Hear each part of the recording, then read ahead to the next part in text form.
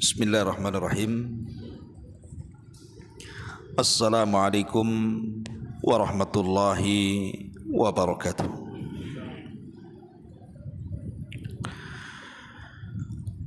Alhamdulillah, wassalatu wassalamu ala Rasulillah wa ala alihi wa sahbihi wa mawalah wa la hawla wa la quwwata illa billahi wa ba'du. Alhamdulillah, segala puja dan puji hanya milik Allah subhanahu wa ta'ala. Salat dan juga salam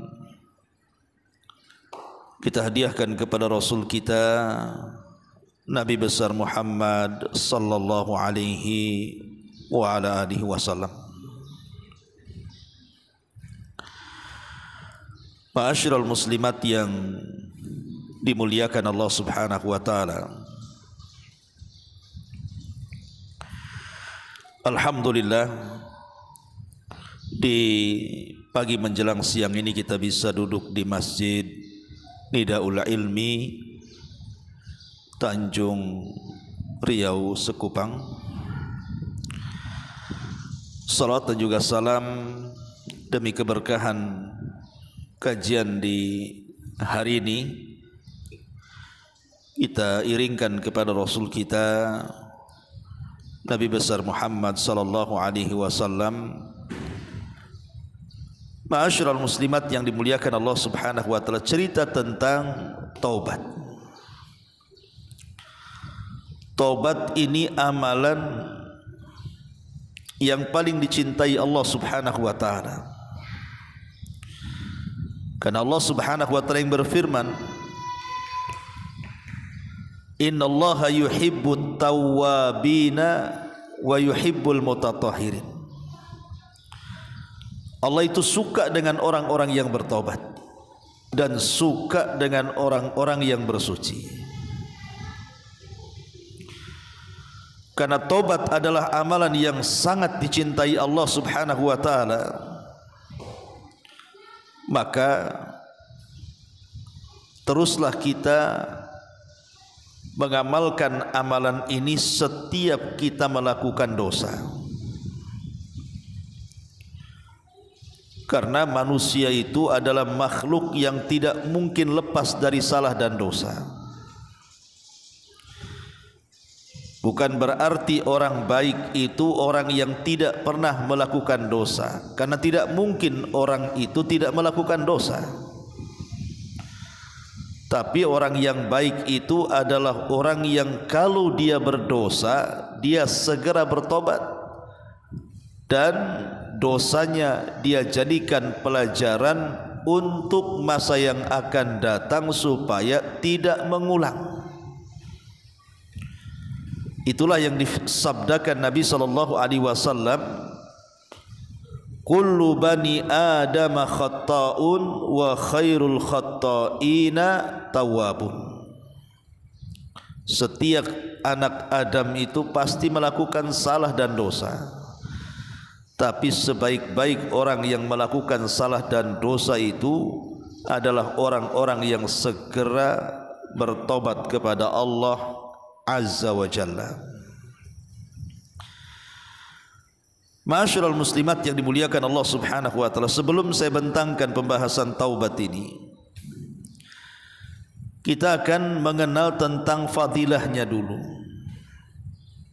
Karena sebuah amalan itu, kalau tahu fadilahnya, tahu keutamaannya, maka kita akan semakin semangat untuk melakukannya. Apa saja keutamaan orang yang bertobat itu? Yang pertama, keutamaan orang yang bertobat itu mahabbatullahi littaib. Dia akan mendapatkan kecintaan Allah bagi siapapun yang bertobat kepada Allah Azza wa Jalla. Dan meraih kecintaan Allah subhanahu wa ta'ala itu penting. Karena kalau Allah Subhanahu wa taala sudah cinta dengan kita, maka Allah akan mengajak para malaikat untuk cinta dengan kita. Dan apabila para malaikat seluruhnya sudah cinta dengan kita karena kecintaan Allah dengan kita, maka Allah akan tanamkan kecintaan kepada penduduk bumi untuk cinta kepada kita. Sebagaimana hadis yang sering saya jelaskan, innallaha idza ahabba 'abdan nadahu Jibril. Kalau Allah Subhanahu wa taala suka dengan seorang hamba, maka malaikat yang pertama dipanggil adalah Jibril. Kemudian Allah mengatakan kepada Jibril, "Ya Jibril, inni uhibbu fulanan fa ahibbahu." Wahai Jibril, aku suka dengan si fulan. Kok juga harus suka dengan si fulan? Maka kemudian Jibril pun menanamkan suka kepada hamba yang Allah sukai. Tapi tidak cukup sampai di sini, lalu Jibril memanggil seluruh bawahannya dari para malaikat-malaikat langit dan mengatakan, "Ya malaikatallah, innallaha yuhibbu fulanan fa'ahibbuhu." Wahai malaikat-malaikat Allah dimanapun kalian berada, Allah sudah suka dengan si fulan, maka sukailah si fulan karena kesukaan Allah kepada si fulan. Maka semua malaikat suka karena hamba itu disukai Allah.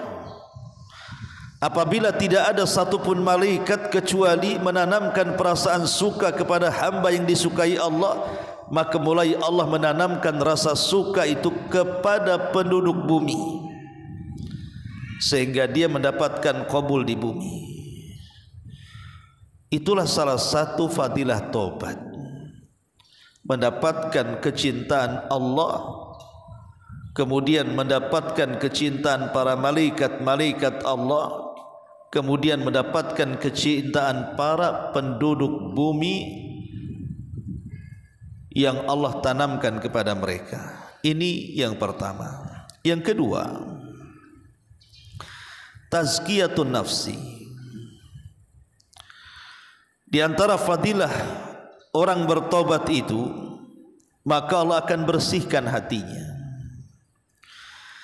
Dan kebersihan hati itu sebab ketenangan hidup dalam manusia. Orang kalau bersih hatinya pasti akan tenang hidupnya. Tapi sebaliknya, orang kalau kotor hatinya tidak akan tenang hidupnya. Contoh umpamanya orang yang dalam hatinya ada dengki, tidak suka dengan orang. Orang dengki itu tidak bahagia, karena hatinya akan sesak dan sesak nafas selamanya. Lihat tetangganya dapat nikmat, meriang dia. Nanti besoknya dapat nikmat, tensinya tinggi dia. Dapat nikmat lagi, stroke dia. Orang yang kotor hatinya, itu sesak nafas. Tidak senang melihat orang senang, justru tersiksa hatinya melihat orang senang. Kemudian bawaannya suudzon saja biasanya. Si Anu tuh kerjaannya suaminya biasa-biasa saja, kok bisa dia bangun rumah, beli kendaraan, dukun mana dia pakai katanya. Mulai suudzon dia, sesak tuh dadanya. Itulah orang-orang yang kotor hatinya, selalu dendam, selalu dengki, selalu hasad, selalu hasud, dan begitu seterusnya. Tetapi orang-orang yang bersih hatinya, bersih dari hasad, bersih dari dengki, bersih dari suudzon, bersih dari penyakit hati, maka tenang hati dia itu. Dan ketenangan hati itu bisa diraih dengan taubat. Ini keutamaan yang kedua. Keutamaan yang ketiga, si'atur rizki. Taubat itu membawa kelapangan rizki. Nabi Nuh alaihi salatu wassalam ketika kaumnya mengalami paceklik selama 40 tahun, sudah mulai kelaparan, ternak-ternak mereka sudah mulai pada mati, kemudian tanah-tanah sudah mulai mengering dan retak, panas kering kelontang, tersiksa kehidupannya. Akhirnya Nabi Nuh mengingatkan kepada mereka untuk taubat. Kata Nuh alaihi salatu wassalam, "Faqultu astaghfiru rabbakum innahu kana ghaffara yursilis samaa 'alaikum midrara wa yumdidkum bi amwalin wa banin wa yaj'al lakum jannatin wa yaj'al lakum anhara." Nuh mengatakan kepada kaumnya, beristighfarlah kalian. Ini paceklik sudah lama 40 tahun menimpa kalian. Istighfar kalian, taubat kalian, minta ampun kalian. Sebab kalau kalian banyak-banyak istighfar, kata Nuh, Allah subhanahu wa ta'ala akan mengirim hujan yang deras kepada kalian. Yursilis sama alaikum midrara. Cukup sampai di sini? Tidak. Wa yumdidkum bi amwalin wa banin. Allah akan limpahkan kepada kalian harta dan keturunan. Cukup sampai di sini? Tidak. Wa yaj'al lakum jannatin wa yaj'al lakum anhara. Allah suburkan ladang kebun dan hutan kalian, dan Allah airi sungai-sungai kalian. Dari sini kita tahu bahwa sebab si'atur rizki, luasnya rizki itu salah satunya dengan cara tobat. Jadi kalau seandainya ibu melihat suami usahanya mulai surut, banyak masalah, mulai kurang omsetnya, cobalah introspeksi. Mungkin ada dosa di situ yang kita belum bertobat. Ini yang ketiga. Kemudian yang keempat, raf'ul bala 'anin nas. Taubat itu bisa mengangkat bala, bisa mengangkat musibah. Lihat para nabi dan rasul, ketika kaumnya disuruh untuk kembali ke dalam tauhid, kembali kepada agama, diingatkan soal taubat, tapi mereka malah menentang nabinya, turun azab kepada mereka. Tapi lihat kaum-kaum para nabi yang mereka kemudian sebelum turun azab mereka bertobat, tak jadi bala turun tuh. Contoh umpamanya kisah kaumnya Nabi Yunus. Nabi Yunus sudah bertahun-tahun berdakwah kepada kaumnya, enggak didengar. Akhirnya Nabi Yunus juga manusia, ada saat-saatnya dia marah. Kemudian Nabi Yunus berdoa kepada Allah subhanahu wa ta'ala agar Allah menurunkan azabnya sebelum 3 hari. Kemudian Nabi Yunus pergi dari kaumnya padahal belum disuruh. Setelah ketidakadaan Nabi Yunus di kaumnya, mulailah kaumnya terasa ada tanda-tanda azab yang mau turun. Hari pertama lewat, hari kedua lewat, hari ketiga nampak tu azab hampir Allah timpakan kepada kaum Nabi Yunus. Tapi tiba-tiba satu kampung beriman. Ketika Nabi Yunus sudah pergi, baru mereka beriman. Setelah kemudian beriman, maka Allah tarik lagi azabnya dan tidak jadi menimpakannya. Itulah taubat, Bu, mengangkat bala. Jadi sebelum bala Allah subhanahu wa ta'ala turun kepada kita, bertobat. Sebelum datang penyakit dari zina, tobat dari zina. Jangan nunggu datang penyakit baru tobat. Sebelum kemudian seret ekonomi karena banyaknya curang dalam perniagaan, ataupun dikirimkan penguasa-penguasa zalim, atau mungkin dikirimkan paceklik yang berkepanjangan. Sebelum itu turun, perbaiki jual belinya. Jangan suka mengurang-urang takaran, mengurang-urang timbangan, curang dalam jualan dan dagangan. Mulai perbaiki muamalahnya. Karena Rasul yang mengatakan, ketika seseorang mengurang-urang takaran dan timbangan, kata Rasul, malam yanqus al-mikyala wal mizan illa ukhidu bis-sinin wa syiddatil ma'unati wa jawri sultani alaihim. Ketika sebuah kaum sudah mulai mengurang-urang takaran, timbangan, curang dalam berdagang, kecuali Allah akan kirim kepada mereka paceklik yang berkepanjangan, susahnya ekonomi, dan dikirim penguasa-penguasa zalim kepada kita. Na'udzubillah. Maka sebelum bala itu turun, bertobatlah kepada Allah. Kemudian yang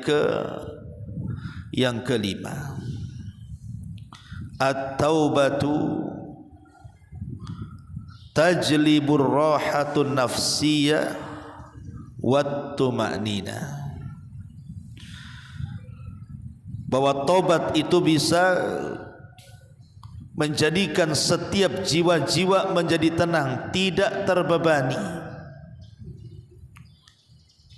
Umpamanya ibu berbuat jahat kepada kawannya, mungkin dengan cara ghibah, mungkin dengan cara namimah, mungkin dengan cara dusta dan yang lainnya. Tentu orang-orang yang mulai dapat hidayah hatinya merasa rungsepkan buah hatinya itu, karena merasa punya dosa kepada orang. Tapi setelah kemudian kita bertobat, kita datanglah ke teman kita, minta maafnya. Kemudian kita dapat maaf dari kawannya, itu rasanya plong. Kenapa? Alhamdulillah kawan saya sudah memaafkan. Hatinya tenang. Ustaz, saya sudah bolak-balik minta maaf, tak juga dikasih maaf, terus minta maaf. Kalau terus-terusan minta maaf tak dikasih maaf, pokoknya ibu sudah minta maaf, urusan dia ngasih maaf atau tidak urusan dia dengan Allah. Ma'asyiral muslimat yang dimuliakan Allah Subhanahu wa taala. Jadi yang kelima, taubat itu bisa menenangkan jiwa. Yang keenam, taubat itu tariqun ilal jannah. Taubat itu salah satu jalan yang bisa menghantarkan kita ke dalam surga. Allah Subhanahu wa taala berfirman, illa man taba wa amana wa amila salihan fa ulaika yadkhulunal jannata wa la yudlamuna syai'a. Kecuali orang yang taubat dan beriman serta beramal soleh, kata Allah, maka mereka akan dimasukkan ke dalam sorga dan mereka tidak akan didolimi sedikit pun di dalamnya. Subhanallah. Kalau kita ingin sorga, bertobat. Karena salah satu jalan yang sangat cepat menuju sorga adalah dengan cara bertobat. Ingat bu kisah yang pernah saya ceritakan, orang yang membunuh 99 jiwa. Kan jahat bu, orang membunuh 99 jiwa. Kita aja punya tetangga pembunuh, mungkin kita ada ketakutan, jangan-jangan besok aku pula dibunuh.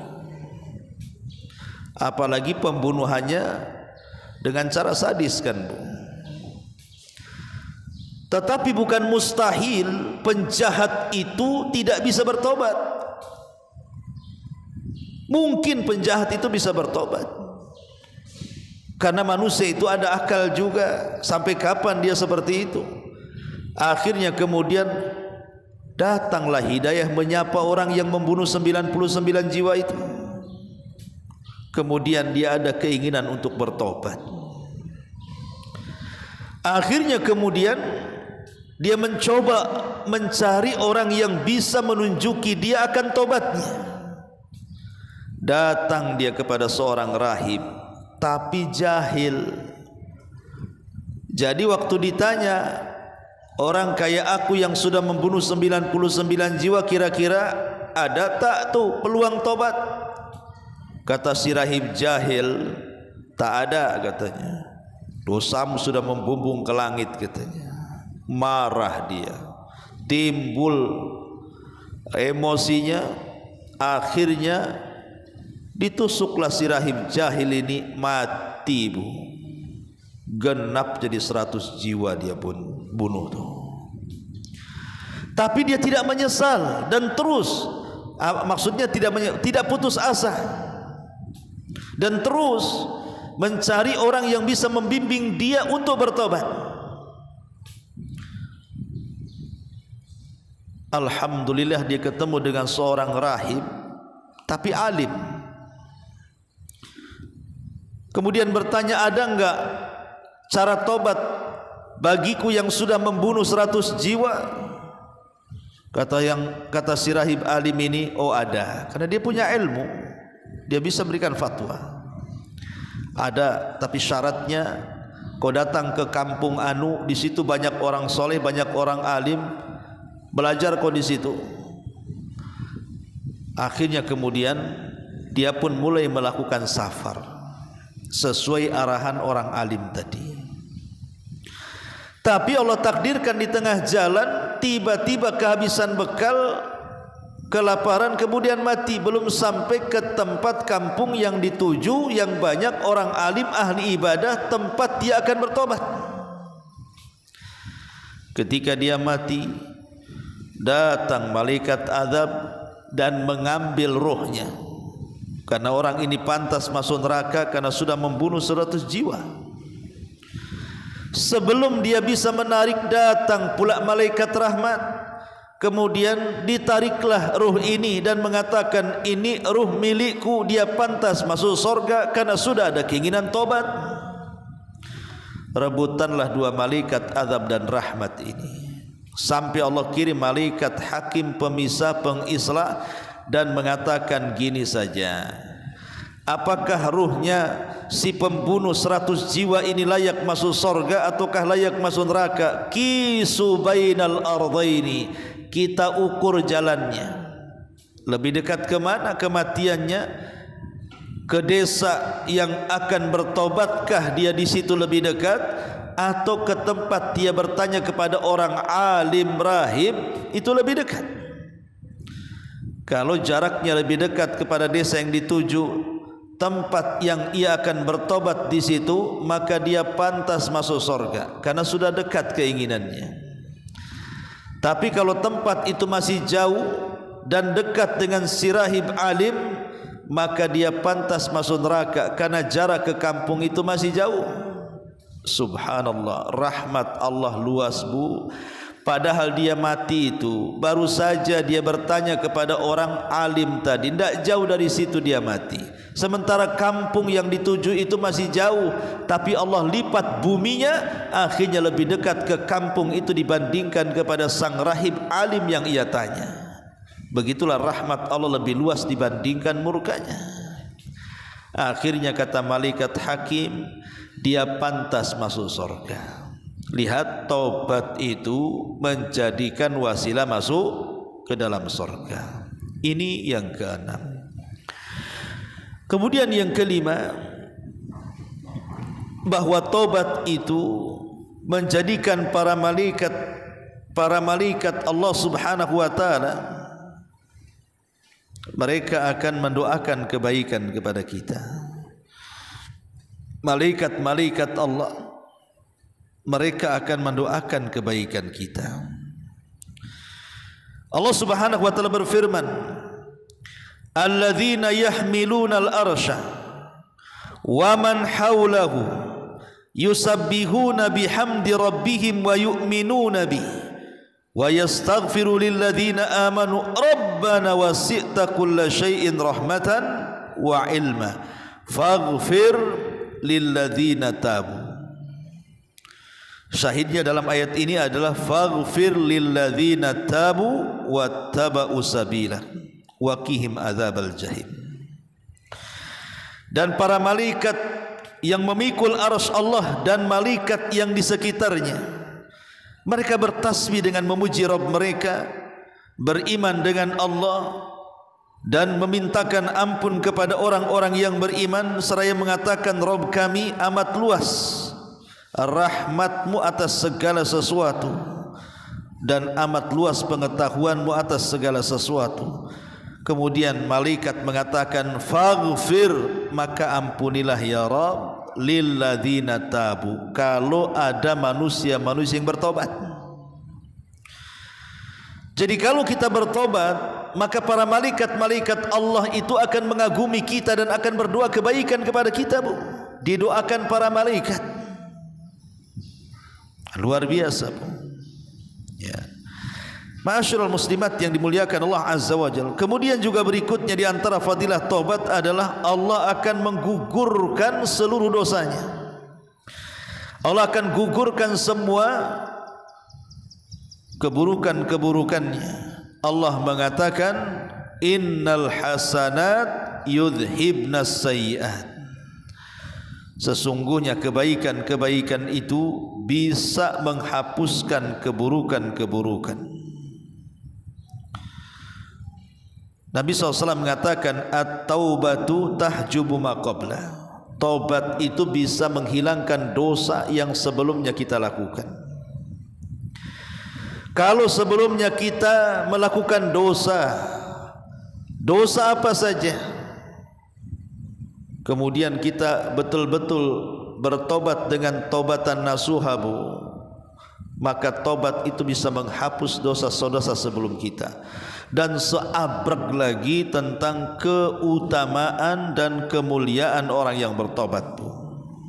Kemudian yang kedua yang kita bahas, lalu bagaimana caranya supaya tobat-tobat kita ini diterima Allah Azza wa Jalla? Macam mana caranya, Bu? Pertama, siapkan keikhlasan kita kepada Allah. Jadi betul-betul tobat kita itu karena Allah, ikhlas karena Allah, bukan karena yang lainnya. Kalau tobat kita ini karena Allah, bukan karena yang lainnya, insya Allah tobat kita diterima. Maksud tobat karena yang lain itu karena banyak orang yang tobat bukan karena Allah.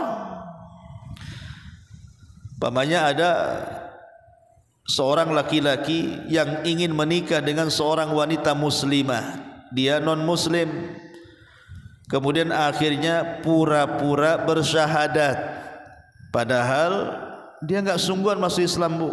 Dia hanya ingin menikah saja. Itu bukan karena Allah. Makanya kalau orang masuk Islam hanya karena unsur duniawi saja, lihat berubah enggak kehidupannya? Kayaknya sama aja. Tingkah laku ketika kafir seperti itu, masuk Islam juga seperti itu. Tak nampak dia sholat, tak nampak dia zikir, tak nampak dia belajar, tak nampak dia baca Quran, dan begitu seterusnya. Karena tobatnya bukan karena Allah, tapi lihat karena tobatnya karena Allah. Dia sungguh-sungguh belajar. Setelah dia masuk Islam, dia akan gali itu Islam. Ya. Jadi tobat itu karena Allah. Atau ibu mamanya ingin ngaji karena daul ilmi saja, atau ke kajian-kajian yang lainnya karena sudah ingin hijrah, betul-betul hijrah dari dunia-dunia sebelumnya. Kalau ibu hijrahnya karena Allah, insya Allah itu sebuah kemuliaan. Tapi kalau hanya untuk urusan duniawi saja, cobalah saya masuk ke kalangan umahat ini, karena kebetulan saya lagi jual baju ini, mudah-mudahan laku lah katanya. Jadi masuk kajiannya itu, pura-pura hijrahnya itu karena jualan.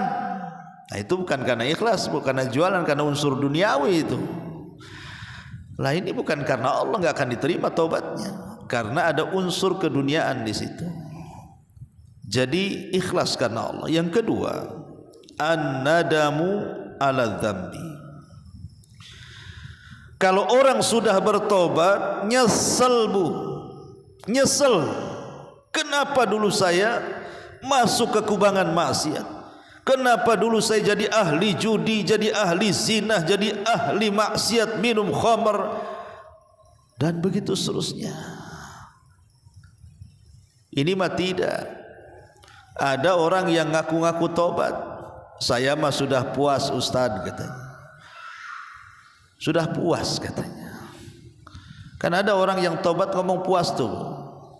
Saya sudah puas Ustaz, dah cukup-cukup katanya. Sekarang tinggal baiknya katanya. Bukan puas. Enggak boleh bilang puas maksiat itu.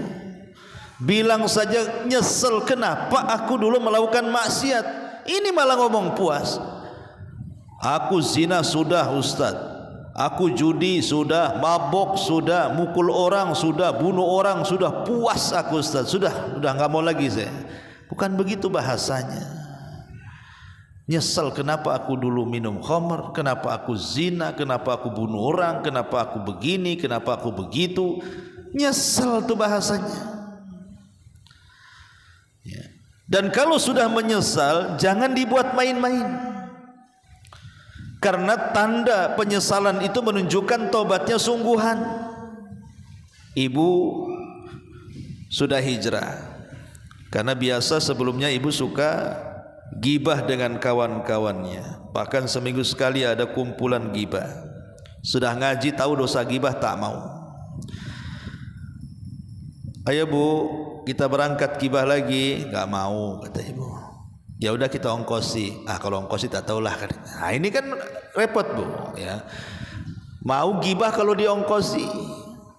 Enak loh di sana sekarang. Dulu gibah kita tak makan-makan, sekarang ada makan-makannya loh. Jadi gibah makan-makan pula Bu. Nah ini kan godaan-godaan yang seperti ini Bu. Ini menunjukkan ketidaksungguhan dan ketidakmenyesalan.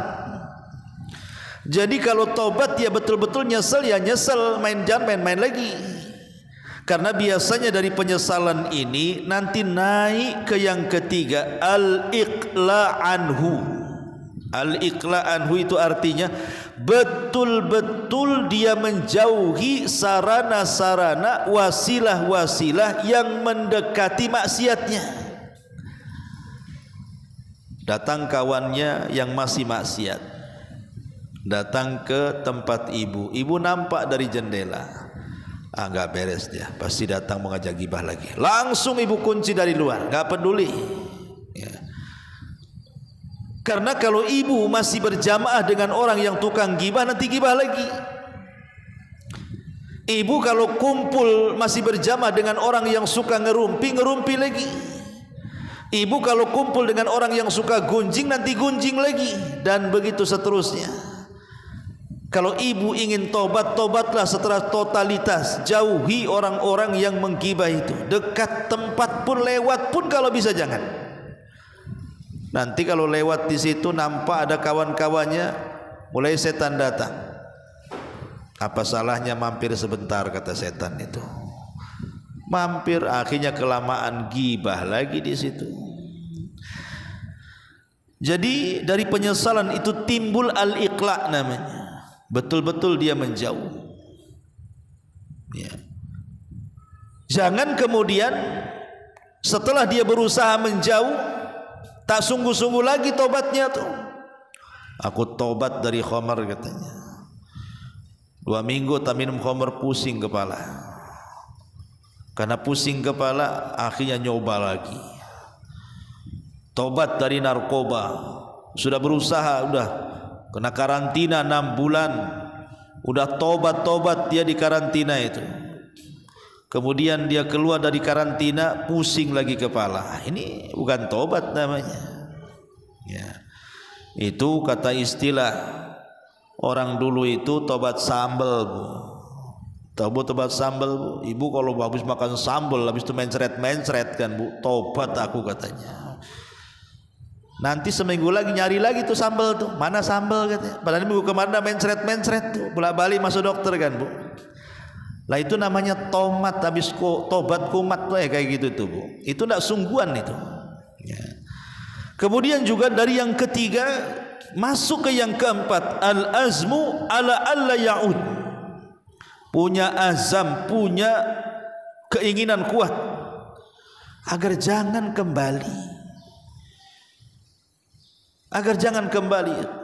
Sebagaimana Rasul mengatakan, wa an yakrahu an ya'uda fil kufri kama yakrahu an yuqdafa finnar. Dia benci kembali kepada kekufuran, dia benci kembali kepada kemaksiatan sebagaimana bencinya dia dilempar ke dalam api neraka.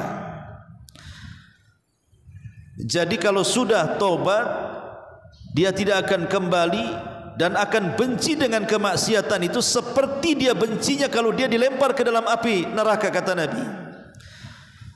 Jadi nengok botol saja padahal kosong, Bu, tapi itu mungkin botol minuman keras, bencinya naudzubillah, maunya dilempar aja botol itu. Ngapain botol ini di sini, katanya.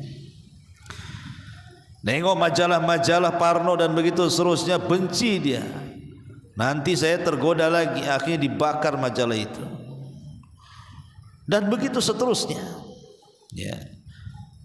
Ma'asyiral muslimat yang dimuliakan Allah Azza wa Jalla. Kemudian yang kelima, antakuna taubatu qabla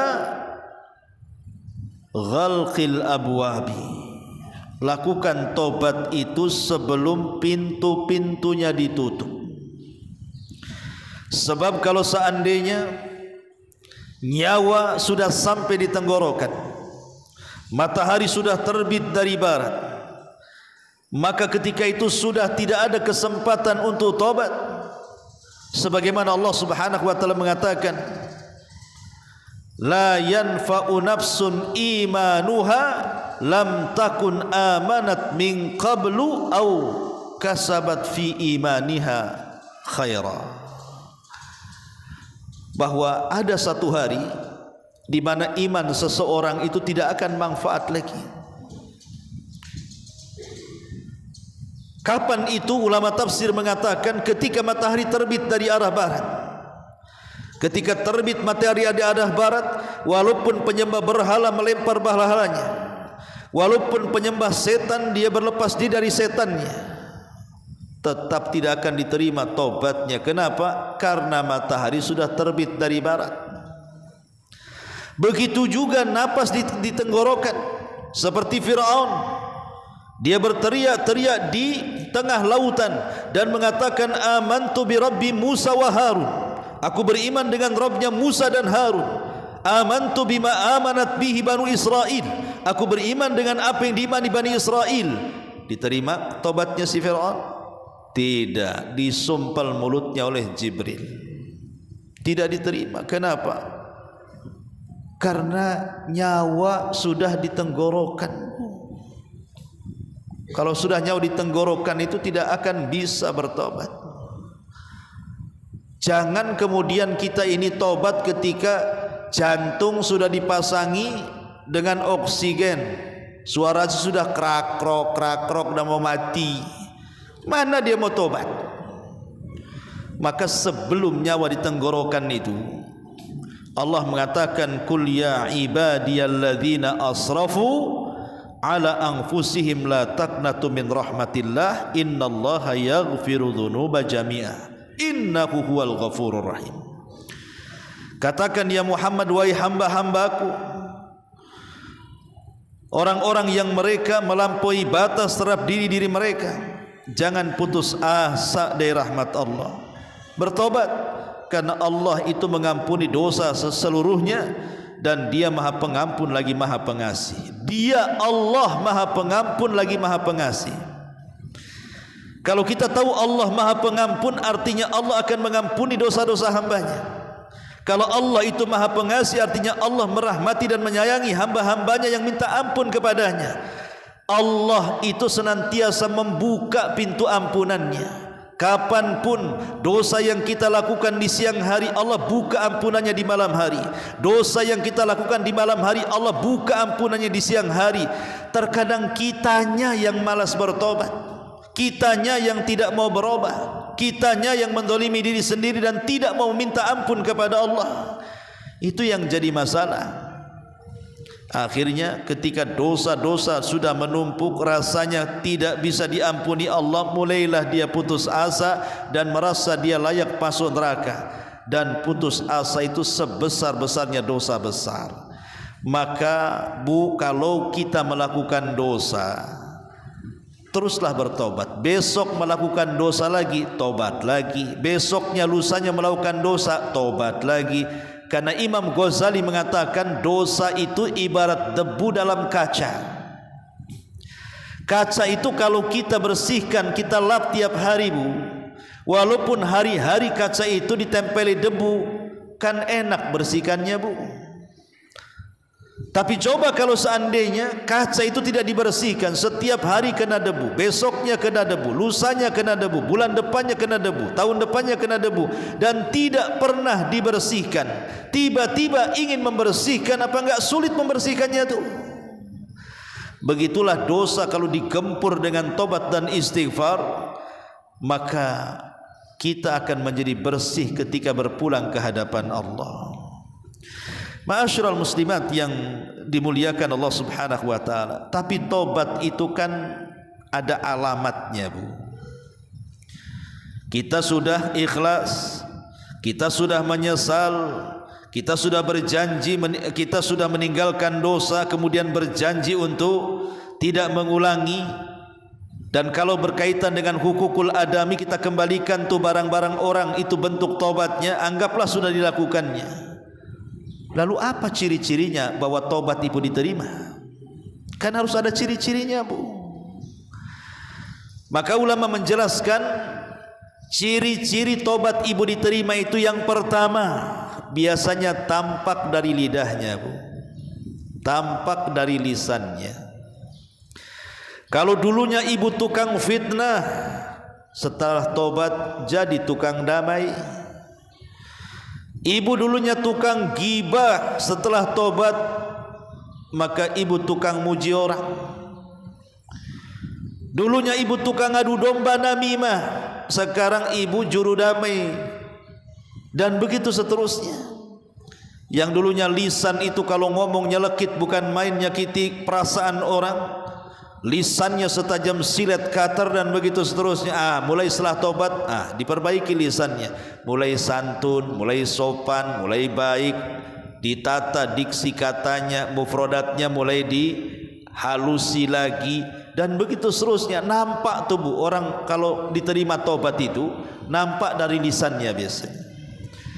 Kalau tobat dengan tidak tobat sama saja, kasar lisannya, itu belum tampak tuh diterima tobatnya tuh. Sebelum tobat biasa ngomong setan, setelah tobat jadi genderowo. Apa bedanya setan dengan genderowo tuh? Toh itu setan-setan juga kan begitu. Jadi kalau sudah tobat itu hindarilah kata-kata binatang, hindarilah kata-kata laknat, hindarilah kata-kata setan dan begitu seterusnya. Karena kalimat ini membahayakan. Yang kedua, tampak dari hatinya. Tampak dari hatinya. Kalau dulu emosian, kalau dulu mudah tersinggung, kalau dulu dengkian, kalau dulu hasatan, kalau dulu dendaman, nampak ini.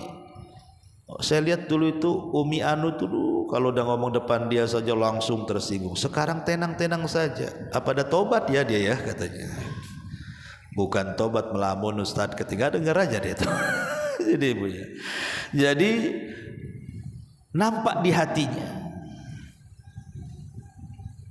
Dari mana nampak hatinya? Ya tadi, kalau tetangganya dapat nikmat, gusar hidupnya, naik darah tingginya, naik kolesterolnya, naik demamnya, itu hatinya masih kotor. Kemudian yang ketiga, tidak berteman dengan orang jahat. Nampak sudah mulai menghindari, malas.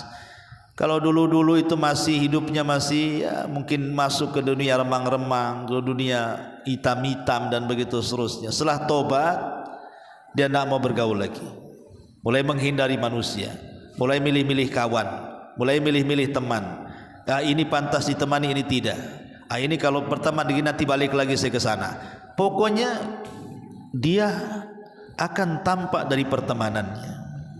Dia akan memilih teman-teman yang baik dan akan memilih dan tidak akan memilih teman-teman yang jahat. Kemudian juga nampak dari pengetahuannya. Kalau orang sudah bertobat itu dia rajin untuk belajar. Rajin sudah mulai dia buka-buka tentang gimana sholat yang benar, gimana ngaji yang benar, gimana baca Quran yang benar, mulai ditingkatkan pengetahuannya tuh.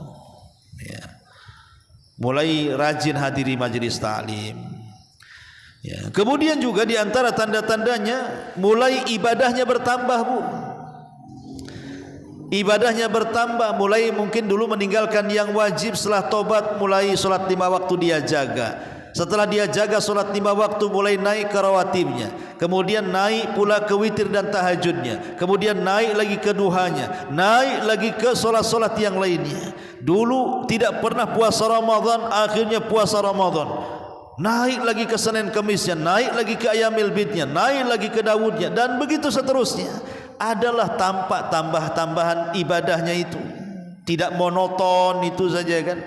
Lah itu tanda diterima tobat tuh, nampak tuh nambah ibadahnya, Bu. Ya. Kemudian juga mudah minta maaf. Mudah minta maaf. Kalau dulu tuh paling egois. Dia yang salah, dia yang tak mau minta maaf. Malah orang yang salah, yang tidak salah dia suruh dia minta yang minta maaf. Nah, sekarang tidak. Memang aku yang salah, tolong maafkan saya. Enggak dimaafkan juga Ustaz, besok lagi datang. Bila perlu kasih hadiah. Nih anak kasih 100.000, maafkan ya katanya. Kan senang, Bu. Nanti orang yang maafkan enggak apa-apa, besok-besok buat salah lagi ya katanya. Jadi kalau seperti itu caranya kan enak, Bu. Itu tampak tuh suka minta maaf, ya. Kemudian juga merubah penampilan dan perhiasannya. Yang dulunya pakaiannya acak kadul nggak jelas tuh, Bu, robek sana robek sini mulai ketutup.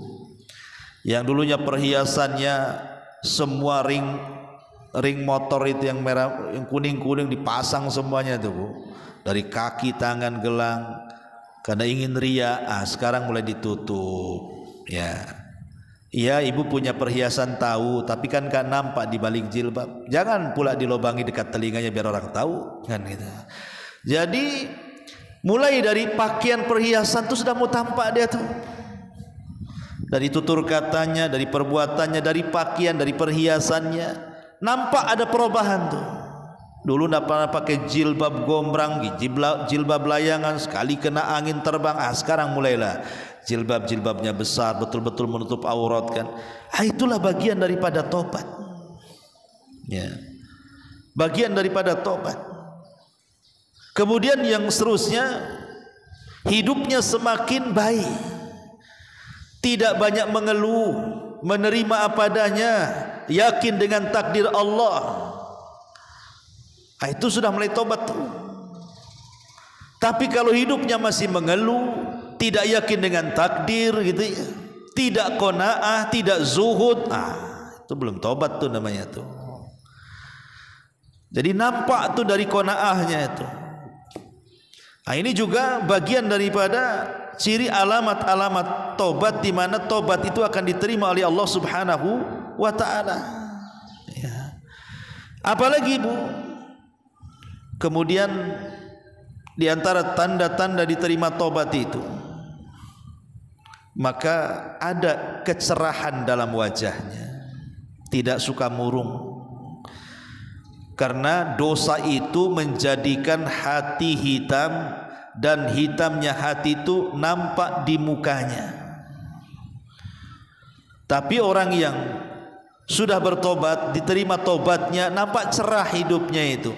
Senyum, ketawa, pokoknya sumringah kehidupannya itu. Allah buat cerah seperti itu, seolah nggak ada beban dalam kehidupannya. Tapi kalau masih mengerengut, ketemu dia ngerengut lagi, ketemu dia ngeluh lagi. Apalagi kita yang nengok was-was, kalau ketemu dia pasti mau pinjam uang nih katanya. Lah kalau kayak gini nih, kalau muka dia tidak cerah, suram terus, itu tanda-tanda tobatnya masalah tuh. Karena tanda tobat diterima itu, kata para ulama, itu nampak di wajahnya. Karena dari kebersihan, kebeningan hati itu tertampak di wajahnya, ya. Dan banyak lagi. yang dijelaskan, ya, terutama insyirahus sadri, kelapangan dada yang membuat segala urusannya mudah untuk diuraikannya. Inilah diantara pentingnya kita melakukan taubat. Itu saja. Subhanakallahumma bihamdika asyhadu an la ilaha illa anta astaghfiruka wa atubu ilaik. Allahu taala alam. Assalamualaikum warahmatullahi wabarakatuh.